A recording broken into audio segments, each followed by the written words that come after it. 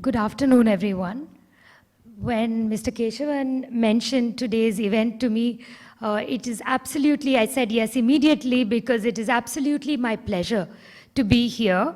And it's very humbling to be at an event where it is the 188th year of such an august institution that has been one of the pillars of trade and commerce in our state, one of the early states to really industrialize and play that role in India's economic history.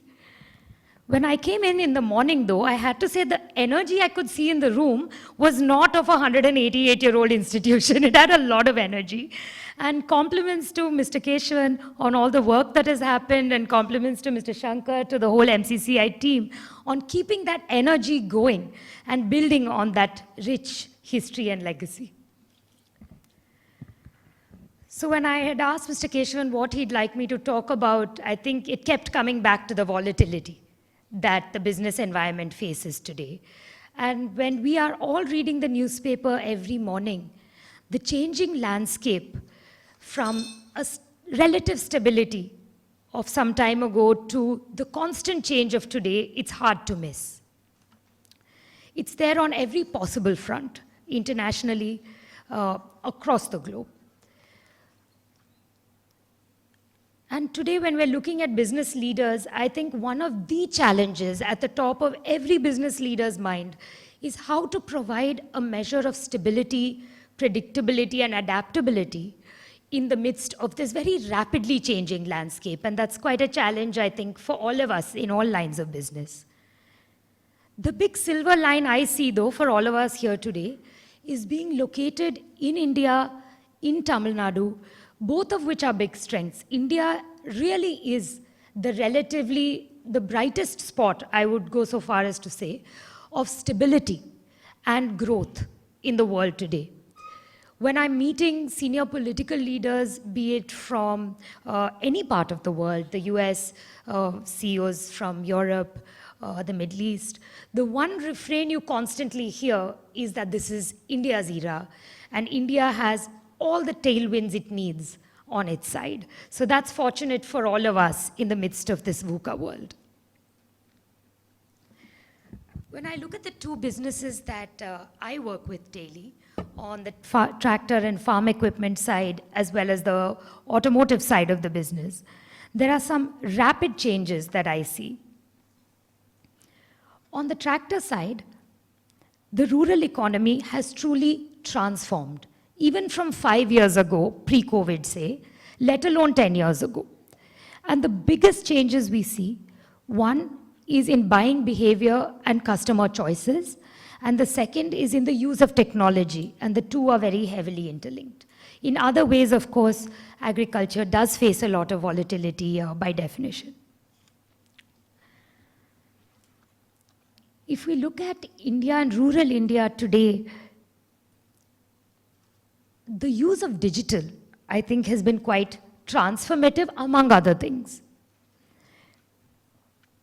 Today, 50 to 60% of Indian farmers have access to a smartphone and spend something like 200 to 250 minutes a day on their device. India has been defined by its social fabric. We have one of the most rich, deeply knit and widely spread interconnected social fabrics of perhaps anywhere in the world. And I think technology today is enhancing this in rural India. It's making this fabric stronger, communication with it faster, and it's actually extending linkages between different parts of the country, which is quite fantastic to see.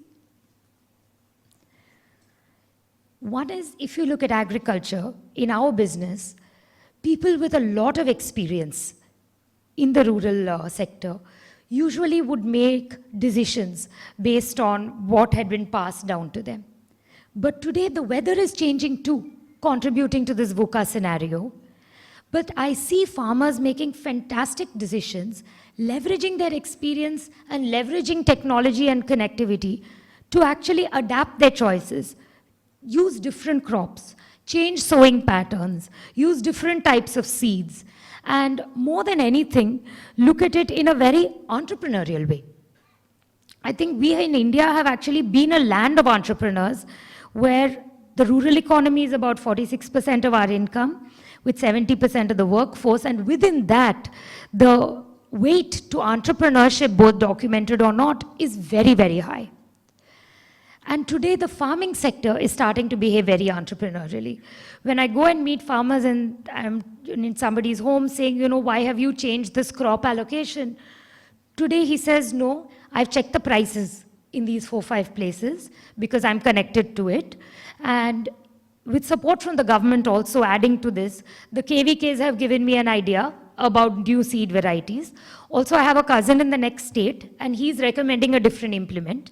And with all of these inputs together, I've chosen to allocate my farm this way because I need cash flow. If it goes up or down, I could actually make extra if I put this one cash crop.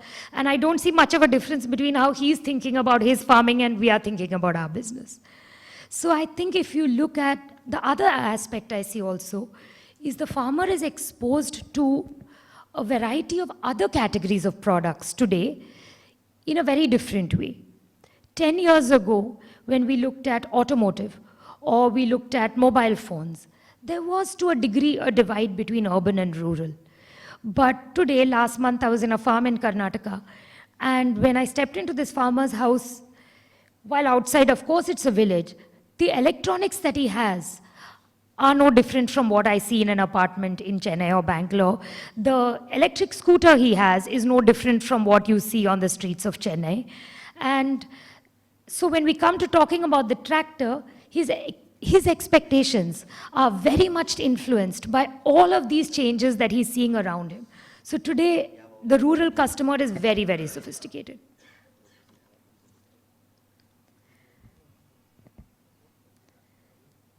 And when there's this kind of volatility in our end customer, the weather is changing, the cropping pattern is changing, the use of implements are changing, his expectations are changing, then I think we also as a company need to adapt very fast in what was earlier considered a more traditional sector to deliver to his expectations.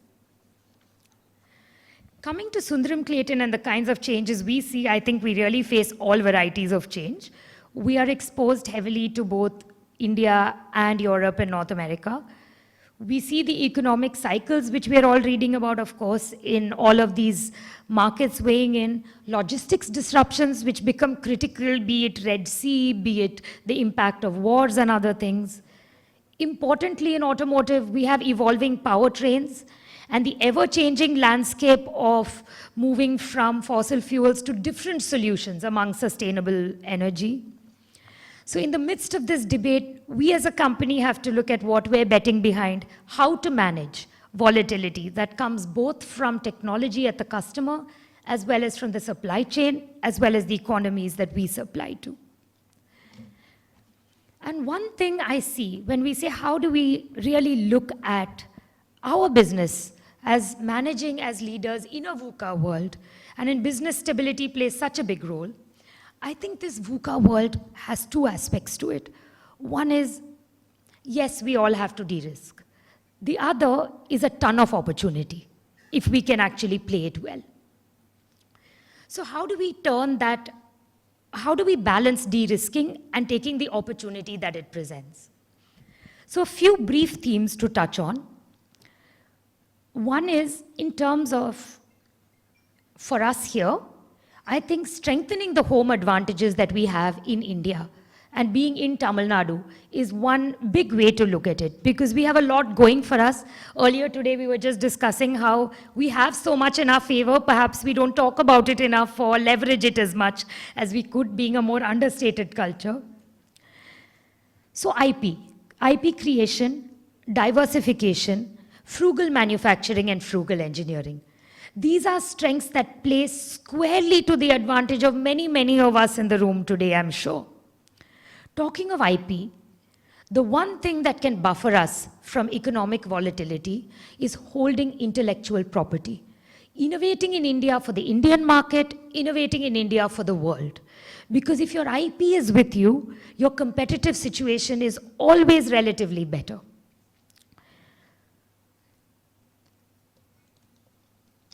In India, I think we're very much on the right trajectory, both in the country and in the state. There's a growing focus on research and development, an increase in the number of patents, surpassing some of our peers, if I may mention, on the Global Innovation Index in Southeast Asia and other similar socioeconomic and income nations. The number of patents granted in India has increased 17-fold from 2015. The government has also been funding this, with the ANRF having a 50,000 crore outlay for 23 to 28 and serving as an apex body. In this state, we see a natural focus in that direction with a strong backing historically and today for academia and the collaboration between industry and academia. If we look at some other sectors, not the ones I'm in, that have done particularly well, we look at pharma, electronics, part of IT, which has leveraged this to great success. So when we look at IP, especially in our state and the advantages those of us have here, one is surely industry-academia collaboration. It's something we're doing actively at both TAFE and SCL, and something we want to do a lot more of as we grow forward. At TAFE, we've started, and at both companies, we collaborate with IIT Madras, for example, be it in lightweight alloy solutions or alternative powertrains. We also collaborate quite heavily, in some cases in the UK, in some cases with Germany and Europe, have tech centers in both, because we want to bring the best of global knowledge, be it India, be it overseas, together. We may bring that and say, let's frugal engineer this to make it affordable for India. Or we may say, let's take that and use best-in-class technology to differentiate our offerings globally, with maybe a frugal manufacturing benefit that comes out of India. So those industry-academia collaborations, I think, are vital for IP creation. The second is talent. It's, of course, related to this, but how we develop our talent across the chain, be it from the operators in our shop floors to our R&D. And I think I really appreciate Tamil Nadu with schemes like the Nan Mudalvan scheme, with the overall continuous historical investment that we make in skilling. And nationally as well, this continues to be a strong focus. I see it every day. For example, at Sundaram-Clayton, we're putting up a new plant, hopefully one of the larger die casting plants in the country, in Tervoi Kandigai in Tamil Nadu. And we are really re-engineering our lines. It's quite exciting for us. And when we're looking at it, the first thing I saw is a lot of our employees coming up and saying, it's fantastic, the kind of new tech there is, but we feel that down the line, we need to unlearn and relearn some of our skills. So some of our very early reskilling initiatives for it started internally. And we've upskilled a lot of our employees. It has multiple benefits. Our productivity goes up. We have a charged workforce that's even more confident in their abilities.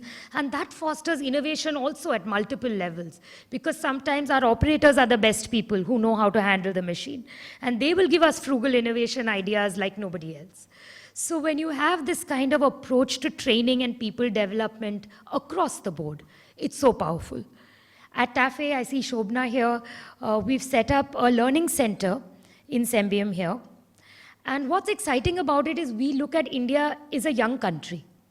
We really look at how do we deliver new learning and upskilling across our workforce in a way that is really customized to youth and youthful approaches to learning, while retaining the ability to do it in depth.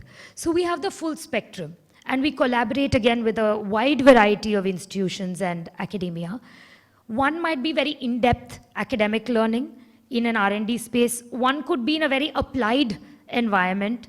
And the third, which is quite broad-based and really pulls the whole organization up, we find is gamified small bites, because today we're a young company. And our younger team members may not want to go into a more traditional classroom approach at times. So this applies to our nation. We are a young country, and I think we have to constantly be agile in how we train and develop people. Today, the world is looking to India for talent. And if we can actually, in each of our industries, look at how we unlearn and relearn and upskill in a way that keeps us agile in the context of our industries, it can be powerful and transformative. The third, when we talk about innovation and IP, would be really facilitating the ecosystem. Today, innovation and disruption is coming at every industry from all angles. You know, there are IT companies going into automotive. It's coming from every angle, all kinds of disruption. So how do we look at that can only be done through an ecosystem? I think we see this global OEs do it very well in the automotive sector. They're partnering with each other. They're partnering with all kinds of startups. And that's something we seek to do because no one of us anymore can find all the solutions for our industry ourselves. It will have to come from the strength of the ecosystem.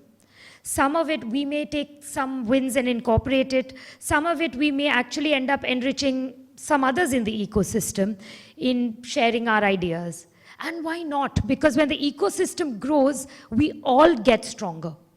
So I'll give you an example that really got me thinking. We had in TAFE, we have a tractor that is a multi-purpose platform. So we really can use it for a wide variety of applications. So we had a reality contest called Kaun Banega Dynastar across the country with farmers saying, what is the most innovative use you can find of this tractor? And the kind of suggestions we got, including the top 2 winners who were incidentally from Tamil Nadu, really blew our mind. They were smart, frugal engineering solutions. Maybe we can work with some, maybe we can't work with some, but we can connect some to people in the ecosystem. And that makes our ecosystem that much stronger. For example, at TAFE, we launched a TAFE Terra, a product we showcased at the recent Agritechnica in Europe, which is an electric vehicle where we also have TAFE Terra, where we integrate farm management, some degree of autonomous, a whole range of technologies into one platform, where we serve as the integrator, but we have actually partnered with a variety of partners to be able to make it possible. So I think for IP and innovation, it really is industry academia, how we manage talent, and enriching, participating, and leveraging the ecosystem that we live in.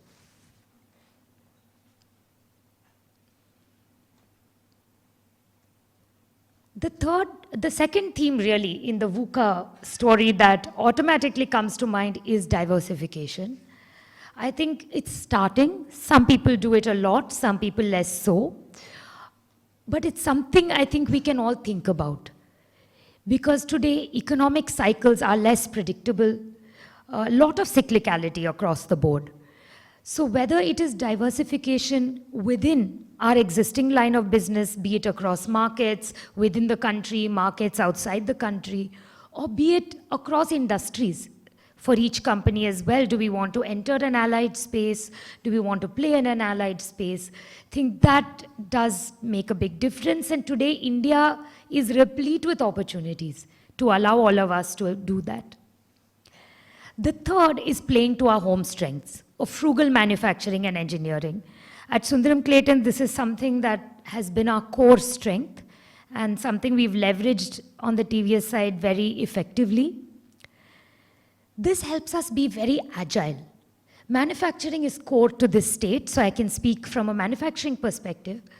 And today, when we see powertrains changing, for example, in the automotive sector, or we see change of very different types of technology, putting in frugal engineering and frugal manufacturing helps us to, one, have a competitive offering, but the other is it also helps us to be very agile.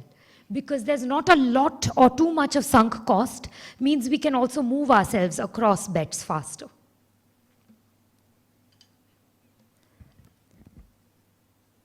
And this also, again, helps feed back into diversification. Because that frugal manufacturing and engineering is a strength we bring to the world. So at TAFE recently, we had announced a collaboration with Deutz, the German engine manufacturer. And really the strength we bring to the table there again is our frugal manufacturing and engineering. Similarly, we collaborate with Iseki from Japan for some of their technology for the rice ecosystem. And once again, it's the same strength that we bring to bear. So really collaborations with frugal engineering and manufacturing being leveraged from our side is something that can help us be more diversified and more agile in this VUCA world that we live in. But truly, I think the group of us here are well placed when I meet colleagues in industry, be it in Europe, be it in North America, Asia. I think those of us here are really very well placed because Tamil Nadu, firstly, is a fantastic state to be in. We're the second largest by GDP. I believe with the Chief Minister's $1 trillion vision, there is a lot of commitment from the government and a lot of aggression to grow and grow fast and sustainably. We have one of the most able administration systems in the country. Our manufacturing strength is also extremely strong already. Academia, 22, I think, of the top 100 in Indian universities are housed here. The skilled talent pool, really we are the home, I think, of skill that really drives change, both at a tech platform and sometimes as much and importantly in manufacturing as well. This government is committed to increasing the strength of our infrastructure in the state. And we're very good in governance and ease of doing business. And these fundamental factors give us such a strong home advantage in this state.